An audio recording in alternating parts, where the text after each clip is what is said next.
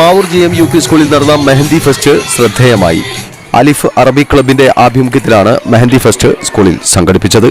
55 ടീമുകൾ മൈലാഞ്ചിയിടൽ മത്സരത്തിൽ പങ്കാളികളായി. അനാമിക നൂറ ഫാത്തിമ ടീമാണ് ഒന്നാം സ്ഥാനം നേടിയത്. ദിയ വൈഗ രാജേഷ് ടീം രണ്ടാം സ്ഥാനവും ഹിന ഫാത്തിമ മിയ ടീം മൂന്നാം സ്ഥാനവും കരസ്ഥമാക്കി. മൈലാഞ്ചിയിടൽ സമയത്ത് മറ്റു വിദ്യാർത്ഥികൾ അവതരിപ്പിച്ച ഒപ്പനയും പരിപാടിക്ക് മാറ്റുകൂട്ടി. പ്രധാനാധ്യാപിക MK അംബുജം പരിപാടി ഉദ്ഘാടനം ചെയ്തു. അധ്യാപകരായ KT മിനി, P ഷൈനി എന്നിവർ ആദ്യ 3 സ്ഥാനക്കാർക്കുള്ള സമ്മാനങ്ങൾ വിതരണം ചെയ്തു.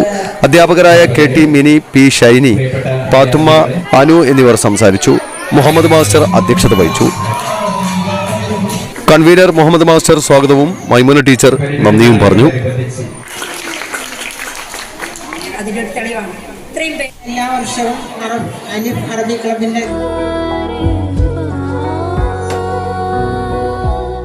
ഖഡോഡി ഗോൾഡൻ ഡയമണ്ട്സ് മാവൂർ പൂവാട്ടുപറമ്പ്.